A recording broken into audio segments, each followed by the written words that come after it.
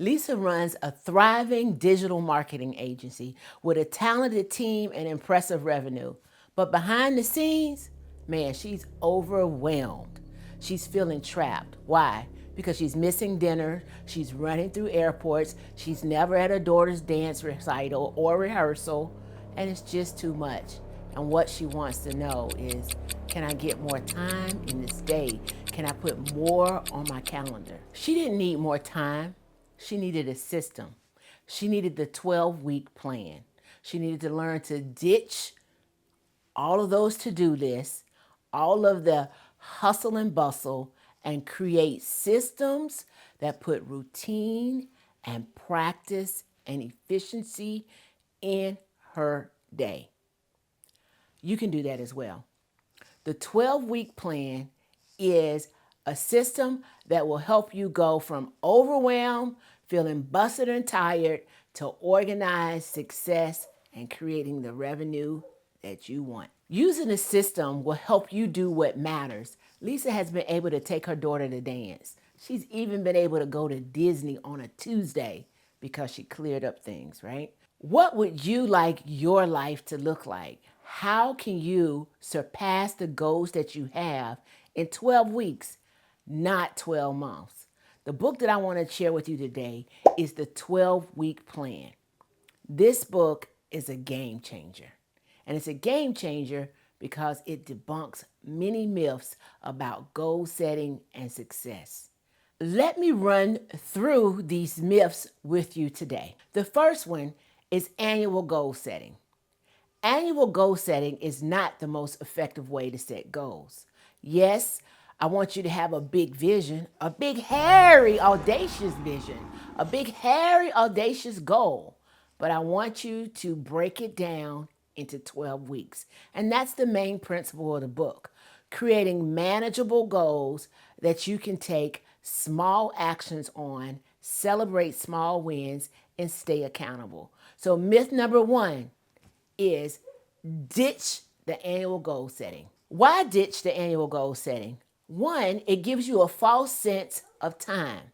It allows you to think that there's more time to do it, which, guess what? Fosters procrastination.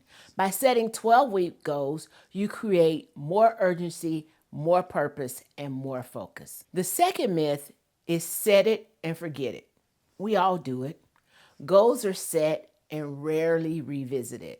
That's what happens when you set an annual goal. You think by the end of the year, I'm going to lose X amount of pounds or whatever. You also set a goal that by the end of the year, we're going to have 20 new clients, or we're going to increase revenue. What does increase revenue mean? No, you have to set a measurable goal.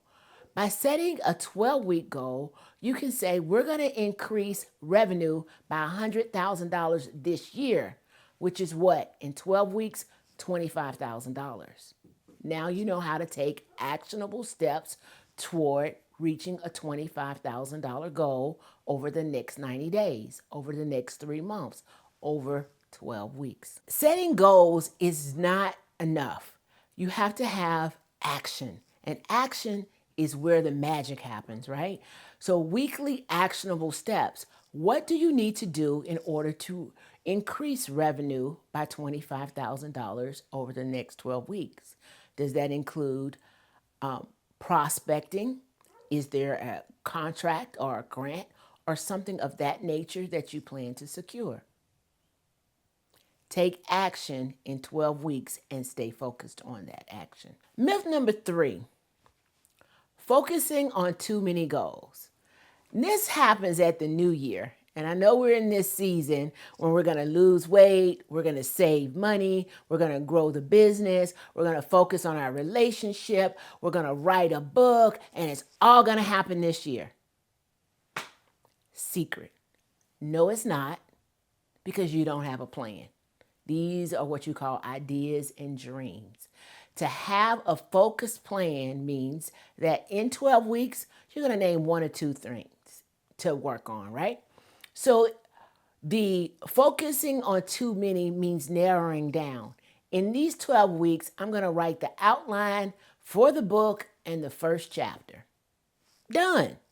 What does that mean? Each week, you're writing 10 pages. Each day, you're writing 2 pages and editing them at the end of the week. How much more manageable is that? How much more attainable is that? That's what I want for you, to write clear, manageable goals that you can attain and win in a short period of time. Number 4 is the myth of motivation. Motivation is linked to success. It's not accurate. Motivation is fleeting. You're up sometimes, you're down sometimes. Sometimes your interest will fade, and that will cause your motivation to wane. So, what do you need? You need a system. The 12-week system, the 12-week plan is a system where you have actionable goals, you have small wins, you have weekly accountability, and you have the ability to adjust. So you put a plan in where there are daily habits that you are going to commit to. Non-negotiables. What are the daily non-negotiables that can happen whether you're motivated or not motivated? Because when you create habits, you remove the inconsistency of motivation. Remember, you can do anything, but you can't do everything. Myth number 5. The book discussed lag measures versus lead measures. So let me explain. Lag measures are the end results, the outcomes. I lost 25 pounds. I raised $25,000. I secured 5 new clients. Those are lag measures. These are the things that you measure once they are accomplished. Well, lead measures are the things and the goals that you strive for. Lead measures are built on actionable inputs. So if we use the example of losing 25 pounds, you're not going to wake up and get on the scale and 25 pounds are gone. I'm stepping on and off the scale. I don't know if you see that energy, but we do that. We think, oh, it's a magic pill. It's not. What happens to lose 25 pounds is that you have to select healthy, nutritional foods. You need to meal prep. You need to drink water. You need to get enough sleep. And you need to move your body. That is the formula. That is the system. So you have to have a system in order to have the outcome that you desire. Lead measures are those inputs, those actionable inputs, as opposed to the long-term output or outcome that you're seeking. When you use lead measures, you're able to monitor whether or not that action occurred. Myth number 6 is that work-life balance are goals that need to be separated. Typically, goals are written around what your business success looks like. But what I want to invite you to do is to have value-aligned goals. What are value-aligned goals, you ask? Value-aligned goals are goals that you value, goals that improve the quality of your life so that one phase of your life doesn't outweigh the other phase of your life. So when I suggest that you have value-aligned goals, ask yourself, what is it that I value? What is it that I value in my life? When I tell you about Lisa, she has a very successful business, but what she didn't have was the quality time with her family that really fueled her spirit. So if you're working and you're doing all of these great things in life and business, but it's for naught because you're exhausted and you don't have the time to be with the ones that you love and do the things that excite you or help with causes that matter to you, then what is it for? What is it about if the life isn't the life you want to live? That's what I want to challenge you on. In the comments, tell me, what is the living your values? What does that look like? What does having the life that you value and goals that you value so that your values are aligned with your goals? Drop that in the chat. And if it's a little more personal than you want to put in the chat, come over to IG and send me a direct message. I'd love to hear from you around what you value. Myth number 7 is one that I really want to hit home with you, and that is perfection is key. That's a myth. Perfection is the enemy of progress. How does Nike say it? Just do it. Just do it.